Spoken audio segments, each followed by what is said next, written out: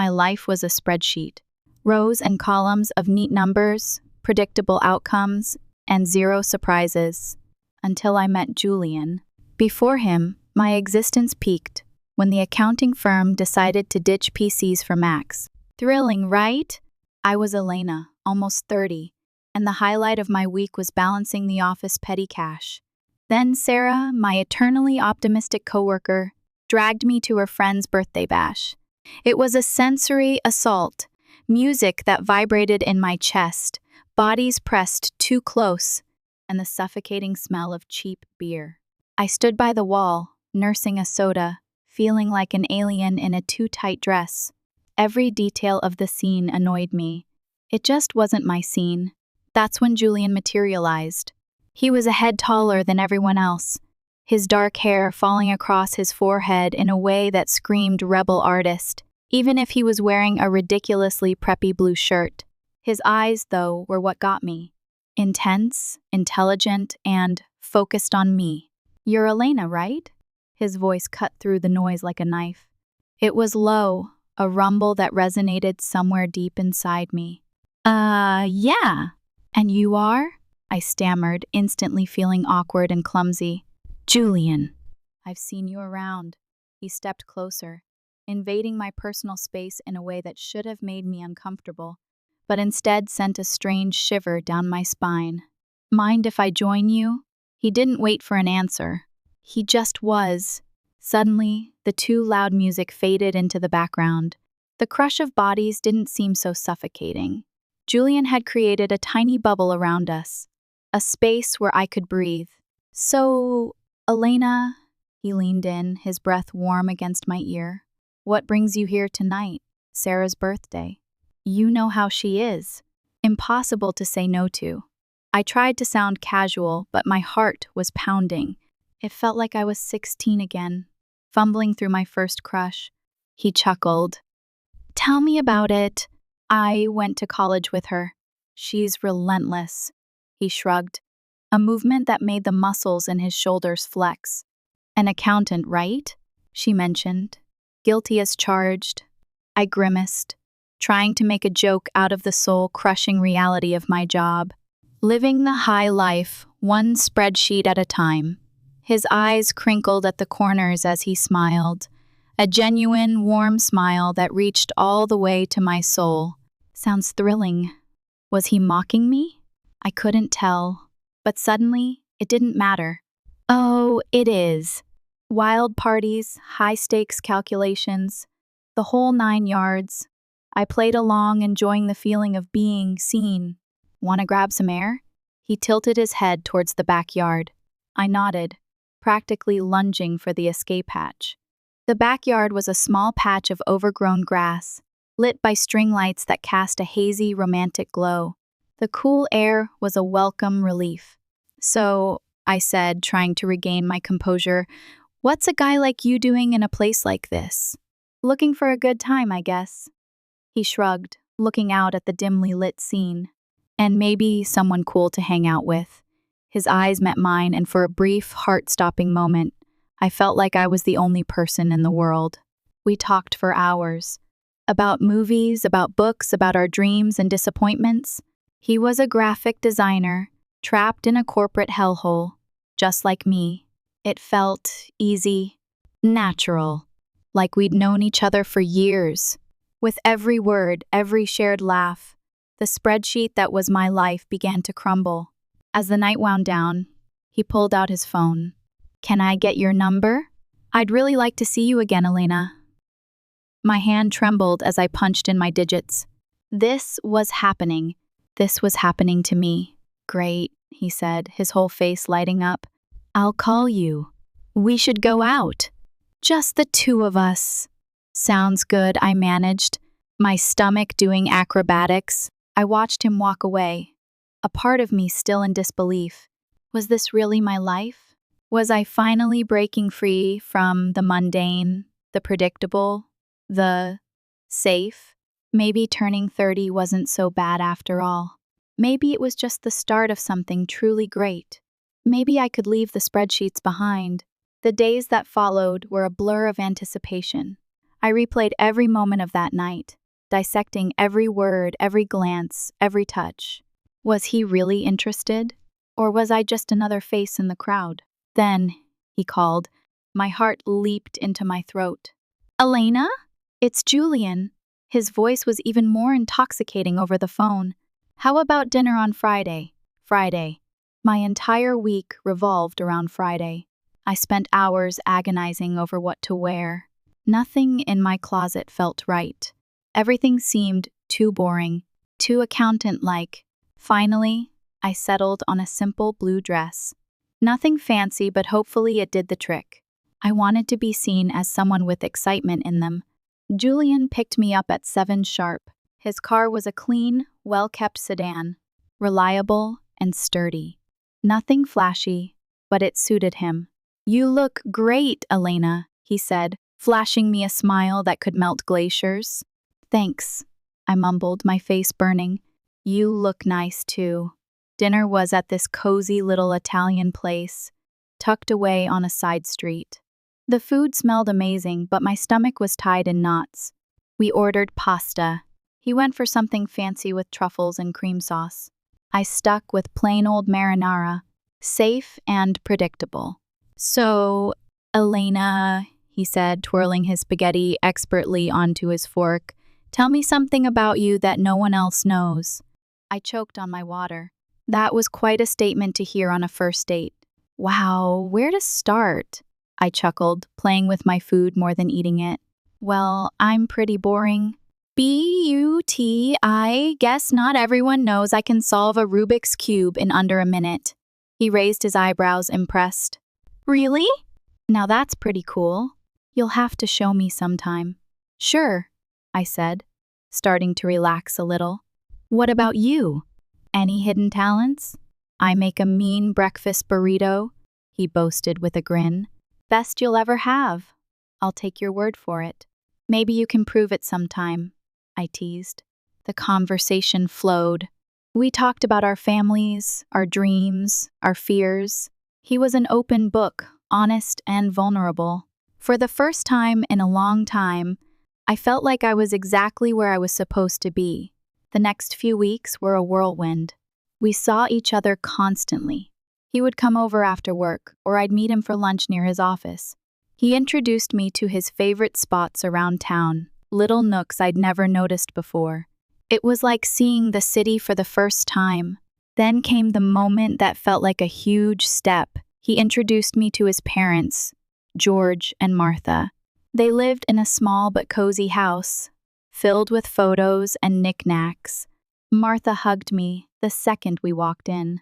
Oh, we've heard so much about you, dear, she said, squeezing my shoulders. Julian, she's lovely. Thanks, Mom, Julian said, and I could tell he was pleased. We sat down to dinner, and the conversation was nonstop. So, Elena, George said, passing me the potatoes. Julian tells us you're an accountant. That must be interesting. It has its moments, I replied, mostly just numbers. But I like the order of it. And how's your family? Martha asked, genuinely interested. They're good, thanks. My dad's a businessman, always busy, but he's been really supportive. It was all happening fast, but it felt right. Julian felt like someone finally saw me for who I was. Not just some plain Jane accountant. One evening, a few months into our whirlwind romance, we were walking along the riverbank. The city lights reflected off the water, and it was pretty, in a postcard kind of way. Elena, he started, stopping and facing me. Yeah? I asked, my heart starting to race. I don't want to wait any longer. I know this is fast, but will you marry me? Just like that. No hesitation, no doubt. Just a simple question that changed my world. Yes, Julian. I'll marry you. The whirlwind didn't stop there. We planned the wedding in a flurry of excitement. It was a modest affair, nothing too extravagant, but it was perfect for us. I even found myself loving the way I looked in my wedding dress, something I'd never imagined. Smiling wide, I posted photos on social media, sharing my joy with friends and family. After the wedding, life didn't slow down. It picked up pace. Julian and I barely had time to savor our newlywed bliss before he suggested something big. "Hey, Elena," he said one evening, as we unpacked another box of wedding gifts in our cramped apartment. "How about we move in with my folks?" I paused, a coffee mug in hand. "Live with your parents?" He nodded, looking serious. "Yeah." "They're not getting any younger, and I'd feel better if we were around to help out. Plus, it would save us some money on rent." It made sense, I guess. But moving in with the in-laws? That was sitcom territory. "Are you sure they'd want us there? All the time?" "Absolutely," he assured me. "Mom's been hinting about it ever since we got engaged. Come on, it'll be good." 2 weeks later, there we were, pulling up to his parents' house with our lives packed into boxes. Julian's mom, Martha, was waving from the porch before we even got out of the car. "Oh, Elena, we're so thrilled to have you both here," she exclaimed, pulling me into a hug. That was a bit too tight. George, Julian's dad, clapped him on the back. "Welcome home, son." "And you too, Elena." The house was cozy, stuffed with furniture that looked like it belonged in a museum of the 1970s. I tried to keep a smile on my face, but I was already missing our little apartment. Julian sensed my hesitation. "It's going to be great, you'll see," he whispered as we carried boxes inside. The first few days were an adjustment. Martha was constantly hovering, always popping into our room to ask if we needed anything. "Just making sure you're comfortable," she chirped while I tried not to cringe at the invasion of privacy. One evening, we all sat down for dinner, Julian, me, George, and Martha. The conversation was painfully mundane until Julian dropped another bomb. "So, the house needs some major repairs?" he announced casually between bites of meatloaf. I choked on my mashed potatoes. "Repairs?" "Yeah. The roof's a mess, and the plumbing's from the dark ages," he said. George nodded solemnly. "We were thinking," Julian continued, avoiding my gaze, "that maybe we could all chip in for the costs." I glanced at Martha, who was suddenly very interested in her plate. "All of us?" "Well," Julian muttered, "I just got this pay cut at work, so I'm a bit strapped at the moment." There it was. The knot in my stomach tightened. "I'll see what I can do," I managed to say, even though I wanted to say much more. Martha perked up, tears welling in her eyes. "Oh, Elena, that would be so helpful. You're such an angel." The next few weeks were a blur of contractors and repairs. I wrote checks and smiled through gritted teeth as Martha gushed about how wonderful the house was looking. George slapped me on the back. "You're really part of the family now, Elena. Part of the family, sure. The part that pays for everything." One particularly grueling day, after yet another round of expensive decisions, I collapsed on our bed, exhausted. Julian came in and sat beside me. "Thanks for handling all this, Elena," he said, sounding almost sincere. "It's fine," I lied, staring at the ceiling. "Just didn't realize how much it would be." He squeezed my hand. "It'll all be worth it. This is for our future, right?" "Our future," I echoed, not quite sure whose future we were building anymore.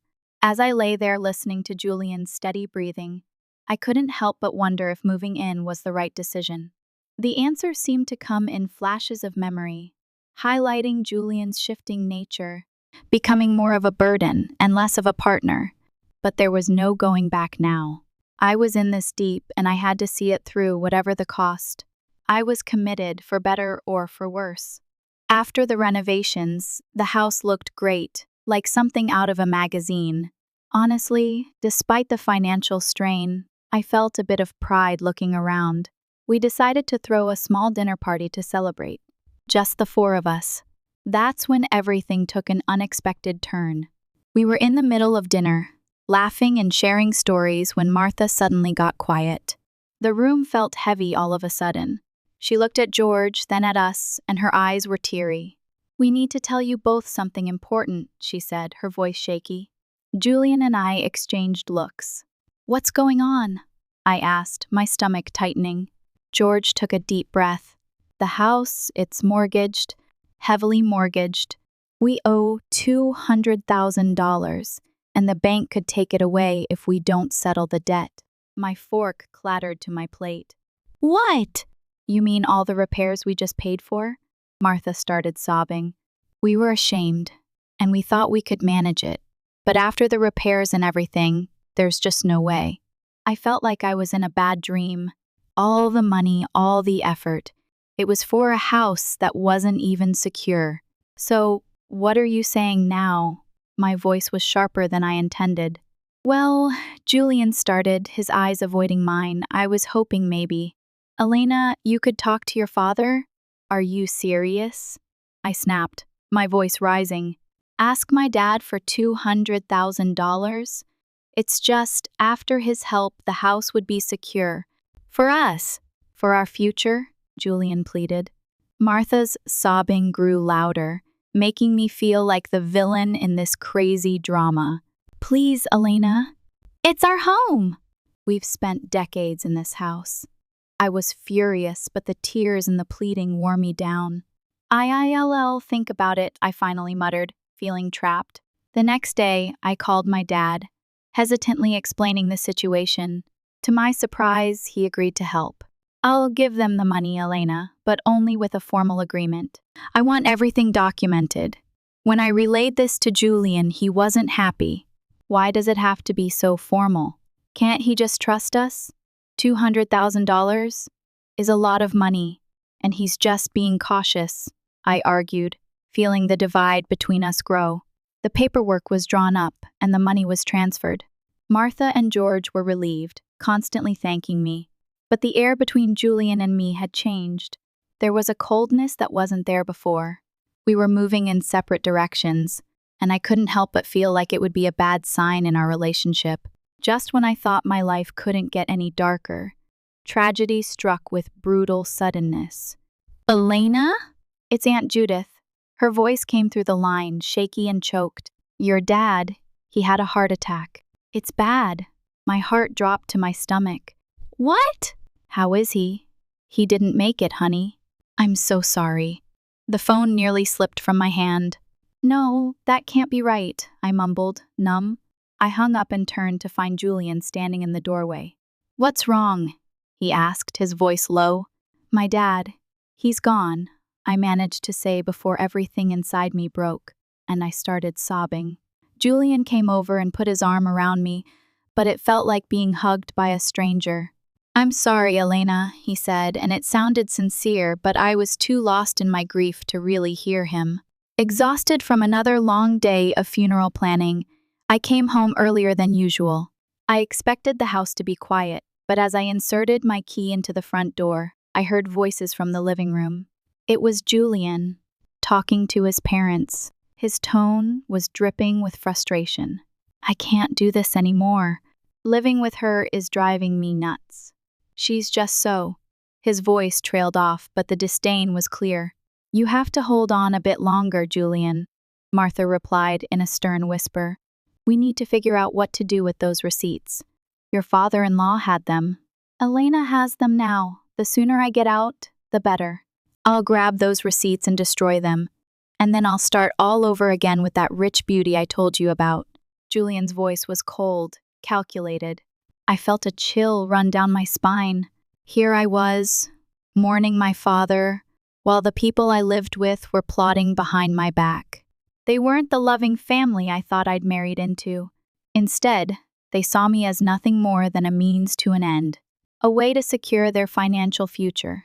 Rage mixed with shock, but I knew I had to keep my cool. I couldn't break down here. I had to be smart, think rationally. They were playing the game, and I had to get ahead of them. So I slammed the door loudly as if I had just come in, disrupting their scheming. Oh, Elena, you're back early. How did everything go with the funeral plans? Martha's voice shifted instantly to one of concern, her eyes wide with fake innocence. I forced a smile, my stomach turning. It's all coming together. Thanks for asking. As I spoke, I could see the quick glances. They shot each other, their faces a mask of concern. It made my skin crawl, knowing their true colors. But I realized that showing my cards now wouldn't help. I needed to be smart. I needed to protect what was mine, and possibly even get some justice for their deceit. The funeral was somber, the air heavy with grief and murmured condolences. But as the ceremony wrapped up and we returned to Julian's parents' house, the true colors of the family I married into began to show. As we gathered in the living room, sipping on lukewarm coffee, Julian's demeanor shifted. His usually charming facade crumbled away, revealing something more sinister. With a cold laugh, he looked straight at me and dropped the bomb. "Elena, pack your things. You need to get out. I've got someone else now. Someone better." His words should have been like a slap. I should have been devastated, heartbroken. But all I felt was relief. This charade was finally over. I pretended to be stunned, but before I could respond, Martha chimed in with a snide giggle. "We've really had enough of you, dear. We only put up with you for your money." "What about the house?" I asked, feigning innocence. "The house that I paid to fix? The $200,000 I poured into it?" Martha laughed harder, as if I'd told the best joke of the year. "Oh, sweetie, this house is ours. You're nothing here." Julian's grin widened. "And those receipts you're so proud of? Found them at your dad's house and burned them. They're gone." For a moment, I let them believe they had won. I let the satisfaction wash over their faces. I watched their eyes light up at their victory. But then I couldn't help it. I burst into laughter. My reaction confused them. Their smiles faltered. "Why are you laughing? What's so funny?" Julian demanded, his voice laced with venom. I wiped a tear from my eye, still chuckling. "You three are just pathetic." "You think you're so clever." "What are you talking about?" Martha snapped, her eyes narrowed. "The receipts you destroyed? They were copies. The real ones are safe. They're with my lawyer." The color drained from both their faces. Julian's arrogance turned to panic. "You can't prove anything," he stammered. "I can." "And I will," I shot back, my voice steady and firm now. "I want my money back. All of it. Or my next call is to the police. Fraud, conspiracy, elder abuse. The list goes on." Julian and George looked at each other, their earlier confidence replaced by fear. George, usually so bold and brash, began to plead. "Elena, please. Let's talk about this. We can sort something out." But I wasn't having it. The gloves were off. The game was over. The truth was out in the open, and the leverage was squarely in my hands. The negotiations with Julian and his parents dragged on longer than I expected. It was clear they were trying every angle to sway the terms in their favor, to somehow wiggle out of the mess they had created. They were sharks circling the water, and I was their injured prey, struggling to swim. I felt like I was swimming upstream, with everything I had working against me. But I wasn't about to budge. I had given too much, sacrificed too much, to let them get away with this. "Look," I stated firmly during one of our numerous discussions at their now legally mine kitchen table. "It's simple. The house gets transferred to my name in exchange for the debt. That's the deal. No more games." I tried to keep my voice calm, but inside, I was boiling with anger. The audacity of these people to try and manipulate me, to try and weasel their way out of their responsibilities, was infuriating. Finally, after days of arguing and bickering, they relented. They saw that I wasn't going to back down, that I wasn't going to let them get away with this. "Fine," Julian said, his voice tight with resentment. "We'll do it your way." We all agreed that the best course of action was to make everything official and legal. There had to be a clean break. I wanted no ties to them, no lingering connections that could be used against me in the future. "I insist that everything be documented by a lawyer," I emphasized, "and confirmed with the proper paperwork. I want no corners cut." I looked at each of them in the eyes, making sure they understood the gravity of the situation. "This is it." The end of the road, at the lawyer's office, the atmosphere was tense. You could cut it with a knife. The air was thick with unspoken resentments. with the weight of the betrayal that had unfolded. As the documents were signed and notarized, I watched closely, ensuring there was no room for further deceit. I reviewed every paragraph, every clause, every detail, making sure that everything was in order. I wanted to make sure that they didn't play any more games. I had already sacrificed so much. I wasn't going to lose anything else. Once everything was finalized, I collected the documents related to the transfer and turned to Julian's mother, who looked deflated yet somehow still carried a hint of her former haughtiness. "I'll be keeping these in a safe place," I said, holding up the papers before slipping them into a folder, "just to ensure no one is tempted to pull any stunts."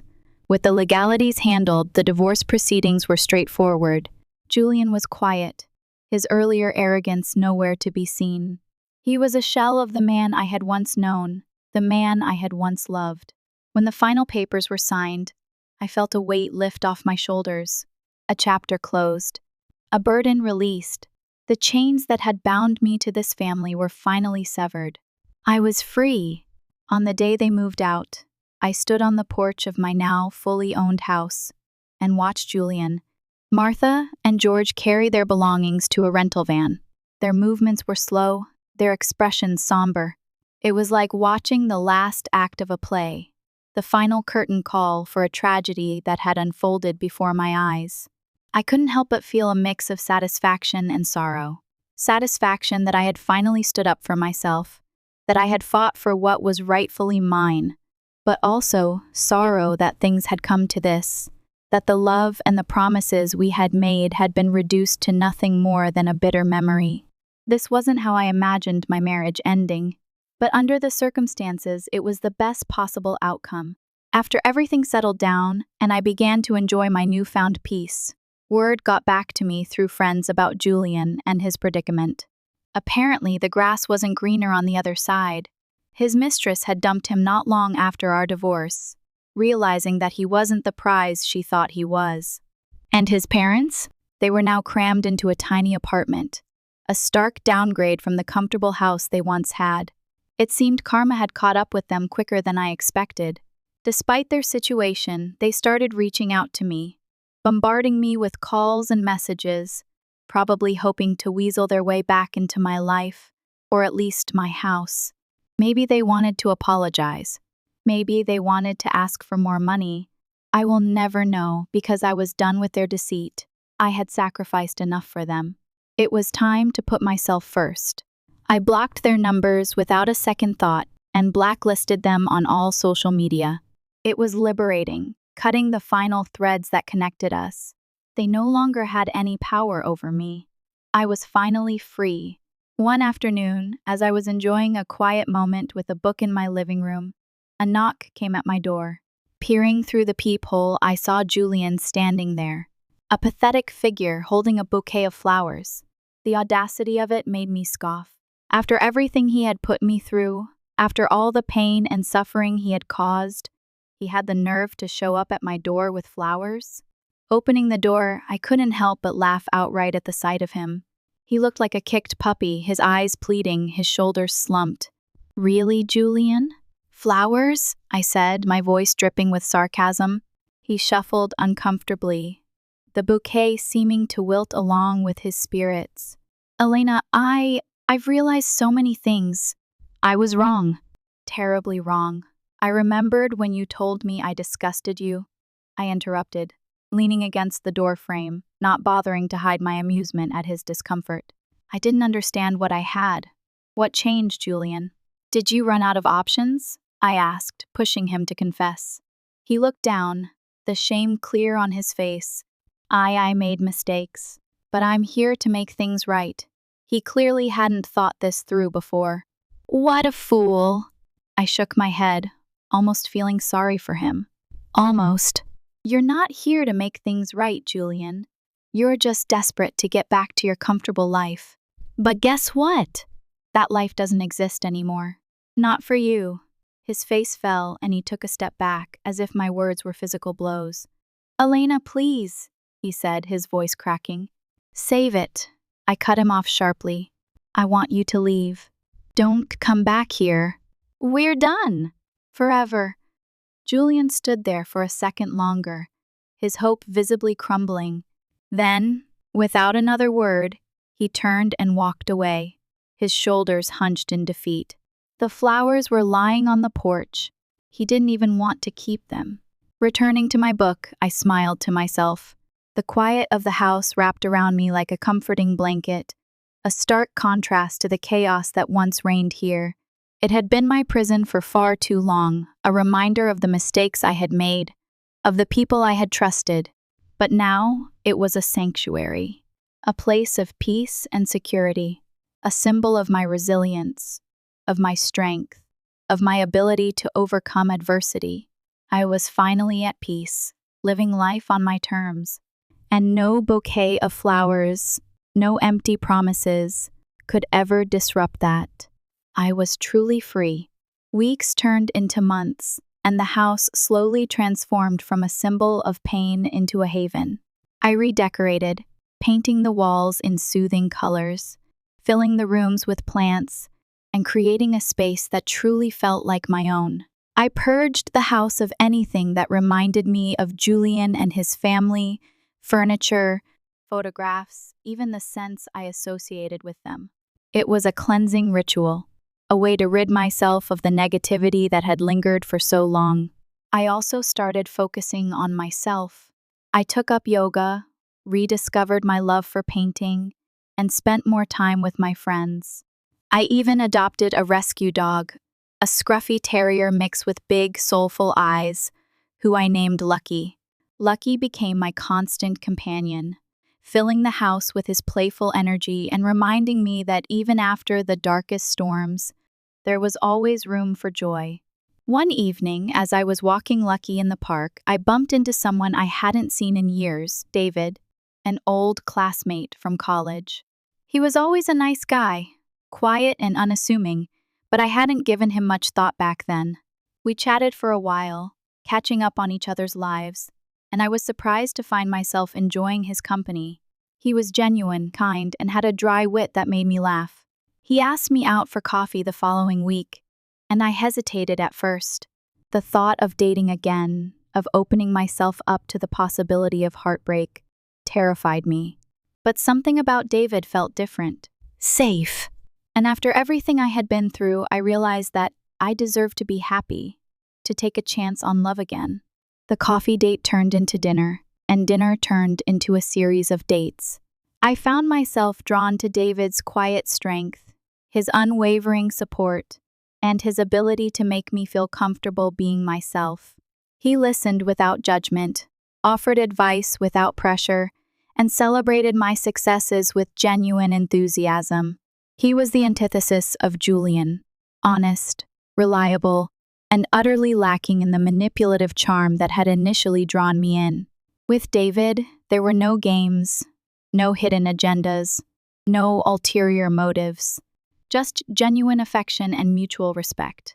One rainy afternoon, as we were curled up on the couch watching a movie, David turned to me and took my hand. "Elena," he said, his eyes filled with warmth, "I know you've been through a lot, and I know it's probably too soon to say this, but I'm falling in love with you." My heart skipped a beat. I wasn't ready to say the words back yet, but I knew that I was on my way there. With David, I felt safe, secure, and loved for who I was, flaws and all. I care about you a lot, David," I said, my voice trembling slightly, "and I'm so grateful to have you in my life." He smiled, understanding. "That's enough for me, for now." Section 12. Closure. A year later, I received a letter in the mail. It was from a law firm, and the return address was unfamiliar. Curiosity piqued, I opened it and began to read. It turned out that George, Julian's father, had passed away. He had left a will, and in that will, he had bequeathed me a small sum of money, $10. I was stunned. Why would George, a man who had betrayed me, who had schemed against me, leave me anything in his will? The letter included a brief note, written in George's shaky handwriting. "Elena, I know I did you wrong. I can't undo the past, but I hope this small gesture can offer some measure of peace. George, tears welled up in my eyes. It wasn't the money that mattered. It was the acknowledgement of wrongdoing, the belated apology from a man who had never shown remorse before. I thought about Martha, now a widow, living in a tiny apartment, struggling to make ends meet.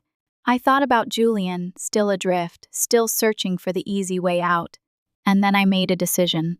I contacted the law firm and instructed them to donate the $10,000 to a local charity that provided housing for low-income families.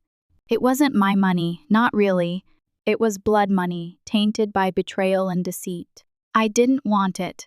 By giving it away, I was finally releasing myself from the last vestiges of the past. I was closing the door on that chapter of my life and moving forward, with no regrets, no bitterness, and no lingering attachments. A few months later, David proposed. He took me back to the riverbank where Julian had proposed years ago, but this time, the air was filled with hope, not manipulation. The ring was simple, elegant, and perfectly suited to my taste. "Will you marry me, Elena?" he asked, his eyes shining with love. "Yes," I whispered, tears streaming down my face. "Yes, 1,000 times yes." This time, the wedding was different. Smaller, more intimate, and filled with people who truly loved and supported us. As I walked down the aisle, hand in hand with my father's best friend, I felt a sense of peace and contentment that I had never experienced before. Julian, I was told later by a friend of my old neighbor, never made it in the graphic arts world. He bounced around many different dead-end jobs, never committing or trying to do better than he was. As David and I exchanged vows, I knew that I was finally where I was meant to be, with a man who loved me for who I was, who supported my dreams, and who would always stand by my side, no matter what challenges life threw our way. I had survived betrayal, loss, and heartbreak, and I had emerged stronger, wiser, and more resilient than ever before. My life was no longer a spreadsheet, filled with predictable numbers and mundane routines. It was a vibrant tapestry, woven with threads of love, loss, resilience, and hope.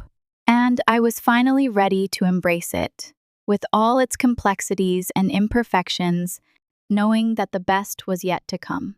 5 years passed in a blur of happiness. David and I built a life together filled with love, laughter, and shared adventures. We traveled the world, explored new hobbies, and supported each other's careers. Lucky, now an old man, was still by our side, a furry reminder of the resilience of love and the beauty of second chances. I had all but forgotten about Julian and his family, consigning them to the dusty annals of my past. But one cold winter evening, as David and I were preparing dinner, my phone rang. The number was unfamiliar, but something about the area code triggered a flicker of unease. Hesitantly, I answered. "Hello?" A frail, wavering voice came through the line. "Elena? Is that you?" My heart clenched. I recognized the voice instantly. It was Martha.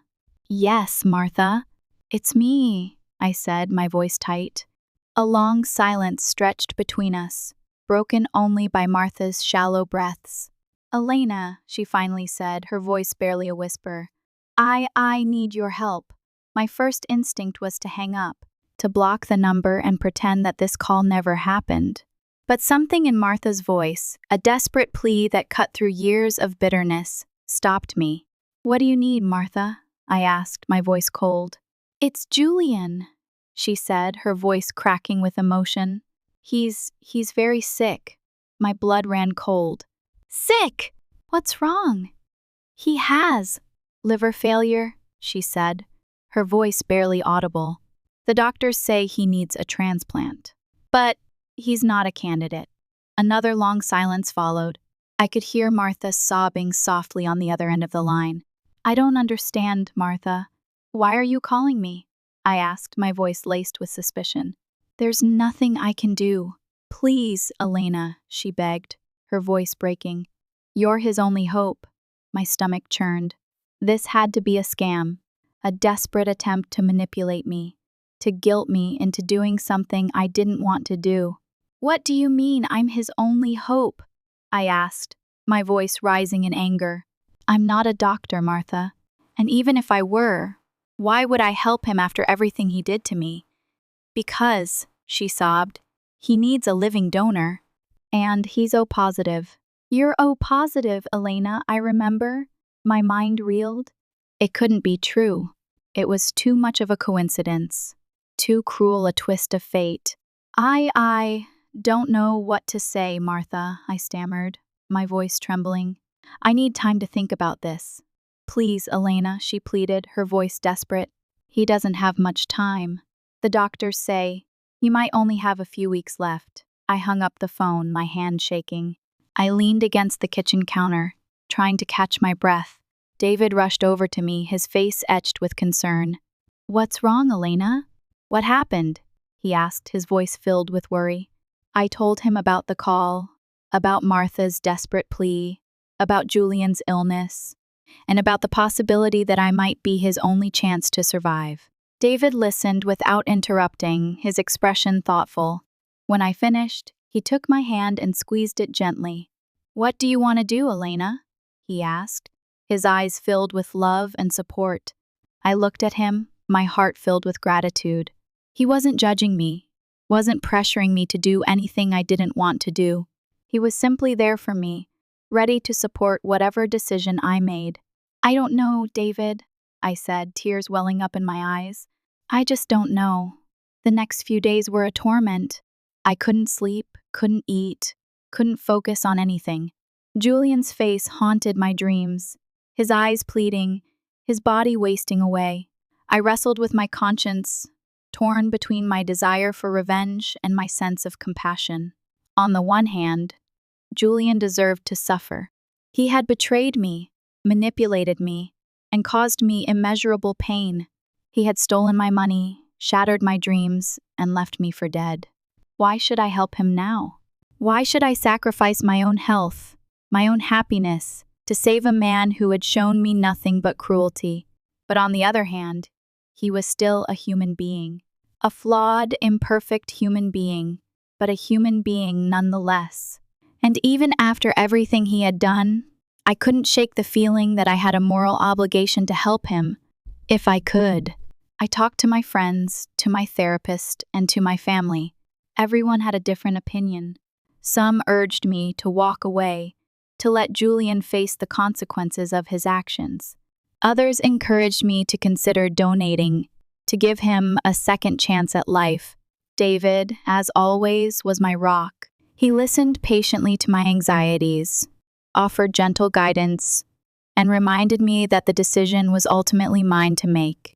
"There's no right or wrong answer here, Elena," he said, holding me close. "Just do what feels right in your heart, and whatever you decide, I'll support you." Finally, after days of agonizing, I made a decision. I called Martha back. "I'll get tested," I said, my voice trembling. "I'll see if I'm a match." Martha burst into tears of gratitude. "Oh, Elena, thank you. Thank you so much. But," I continued, my voice firm, "this doesn't change anything, Martha. I'm doing this for Julian, not for you. And if I am a match, I'm going to need some assurances." "Anything, Elena," she said, her voice desperate. "Anything you want." The first assurance I needed was transparency. I wanted to know everything about Julian's condition, about his medical history, about his chances of survival. I wanted to speak to his doctors, to understand the risks involved, and to make an informed decision based on facts, not emotions. The second assurance I needed was distance. I didn't want to see Julian, didn't want to talk to him, didn't want to have anything to do with him. If I was going to donate a part of my liver, I wanted it to be an anonymous act of kindness, not a reconciliation.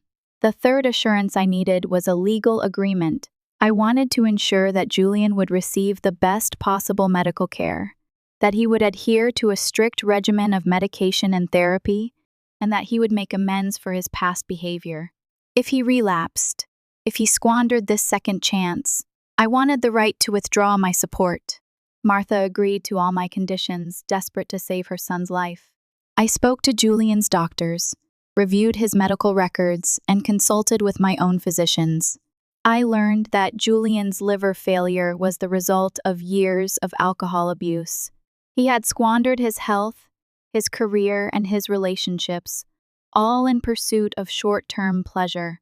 I also learned that the risks of donating a portion of my liver were significant. I could experience complications, infections, and even liver failure myself. It was a major surgery with a long recovery period, and there was no guarantee of success. But despite all the risks, despite all the reservations, I couldn't shake the feeling that I had to do it. I had to give Julian a second chance, even if he didn't deserve it. I had to prove to myself that I was a better person than he was. The surgery was scheduled for a few weeks later. I spent the time preparing myself mentally and physically. I meditated, practiced yoga, and spent time with David and Lucky, cherishing every moment. I knew that this could be the last time I saw them. On the morning of the surgery, I woke up with a sense of calm determination. I kissed David goodbye, stroked Lucky's fur, and walked into the hospital with my head held high. The surgery took several hours. Doctors were careful, and thankfully, there were no complications, I was told afterwards. The recovery was brutal. I spent weeks in the hospital, hooked up to machines, battling pain and exhaustion. I couldn't eat, couldn't sleep, couldn't even sit up without assistance. David was by my side every step of the way, his presence a constant source of comfort and support. I never saw Julian. He was in a different part of the hospital, recovering from his own surgery. I didn't want to know how he was doing, didn't want to see his face. After several weeks, I was finally discharged from the hospital. I was weak, but I was alive. I had given Julian a piece of myself, and I had survived. As the months passed, I slowly regained my strength and began to heal, both physically and emotionally. I returned to work, resumed my hobbies, and spent more time with my loved ones. I never heard from Julian. Martha sent me a brief thank you note, but that was it. I didn't know if he was alive or dead, didn't know if he had turned his life around or fallen back into his old habits, and I realized that it didn't matter. My life, this amazing gift, came with an amazing opportunity to change mine. I had done what I had to do. I had made peace with my past, and I was finally ready to move forward with a new perspective on life, love, and forgiveness. Years later, I received a package in the mail. It was a small, leather-bound journal. Inside there was a letter, written in a familiar handwriting. Elena, I don't know if you'll ever read this, but I wanted to thank you for saving my life, for giving me a second chance. I know I don't deserve your forgiveness. I know I can never make up for the pain I caused you, but I want you to know that I'm trying. I'm sober now. I have a job. I'm rebuilding my life, one day at a time. I'll never forget what you did for me. You are the most amazing woman I have ever known. Julian I closed the journal, tears streaming down my face. I didn't know if Julian had truly changed, but I knew that he was trying, and that was enough. I tucked the journal away in a drawer, a reminder of the darkness I had overcome and the light that had guided me through. David and I continued to build our life together, filled with love, laughter, and shared dreams. We grew old together, side by side, our bond deepening with each passing year. As I looked back on my life, I realized that I had been through hell and back. I had faced betrayal, loss, heartbreak, and sacrifice. But I had also found love, forgiveness, and a sense of peace that I never thought possible. My life was no longer a tapestry. It was a masterpiece, painted with the colors of joy, sorrow, resilience, and love. And I was grateful for every brushstroke. One crisp autumn evening, as the sun dipped below the horizon, painting the sky in hues of orange and purple, I sat on the porch watching David tend to the garden. Lucky, now a frail old dog, lay by my feet, his breathing shallow but his eyes filled with love. A gentle breeze rustled through the leaves of the ancient oak tree in our front yard, scattering golden leaves across the lawn. It was a scene of perfect peace, a moment of serene beauty that filled my heart with gratitude. I thought about Julian, about George and Martha, about all the people who had played a role in my life, both good and bad. I realized that even the darkest experiences had served a purpose, shaping me into the person I was today. I had learned the importance of forgiveness, the power of resilience, and the transformative nature of love. I had discovered my own strength, my own courage, and my own capacity for compassion. As David finished tending to the garden and came to sit beside me, he took my hand in his and squeezed it gently. "What are you thinking about, Elena?" he asked, his voice soft. I smiled, my heart overflowing with love. "Just how lucky I am," I said. He chuckled, his eyes twinkling. "Me too." We sat in silence for a while, watching the sun set and the stars begin to appear in the darkening sky. It was a perfect ending to a long and fulfilling life. As the years passed, David and I continued to cherish every moment, to savor every experience, and to love each other with all our hearts. We traveled the world, explored new hobbies, and spent time with our family and friends. One warm spring morning, as the birds were singing and the flowers were blooming, Lucky passed away peacefully in his sleep.